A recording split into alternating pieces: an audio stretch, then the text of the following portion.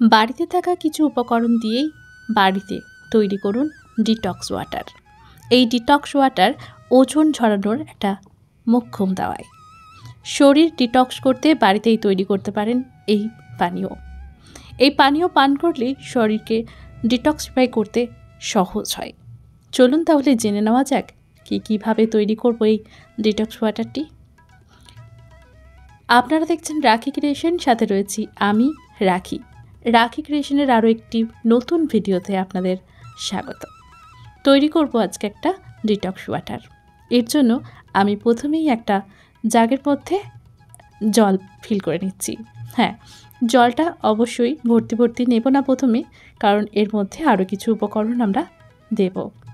এখানে আমি নিয়েছি লেবু, পুদিনা পাতা, ধনে পাতা, আদার টুকরো, একটু হলুদ, কাঁচা হলুদ আর শসা। সবাইকে মোটামুটি আমি ছোট ছোট টুকরো করে কেটে নিয়েছি। এবার একটা জাগের মধ্যে আমরা জল দিয়ে নেব। প্রথমেই জলটা দিয়ে নিতে পারেন, আবার প্রথমেই এই যে সমস্ত উপকরণ আমরা দেব সেগুলোকেও দিয়ে নিতে পারেন।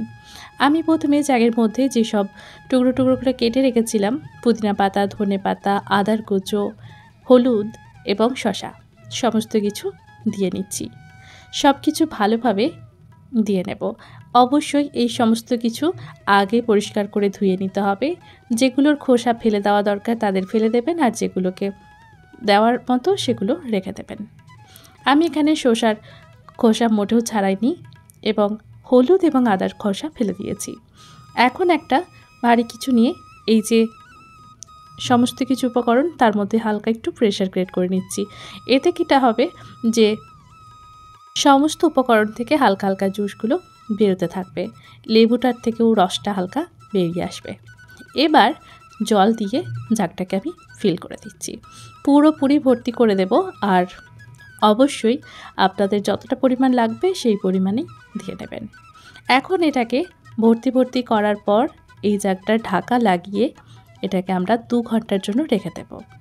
2 ঘন্টা রেখে দেবার পর তারপর থেকেই পানীয়টা পান করা যাবে। 2 ঘন্টা এভাবেই আমরা রেখে দেব। আর অবশ্যই এটাকে রুম টেম্পারেচারে রাখতে হবে, কোনোভাবেই ফ্রিজের মধ্যে রাখবো না।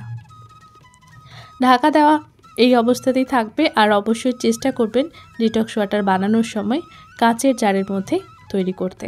তাহলে যেটা হবে, এই যে সমস্ত উপকরণগুলো আমরা দিচ্ছি, যেমন লেবু, এগুলো অন্য কিছু পাত্রে আমরা তৈরি করলে একটা রিয়্যাক্ট করার সম্ভাবনা থাকে, তাই কোনো রকম রিস্ক নেওয়া যাবে না খাবার জিনিসের সাথে।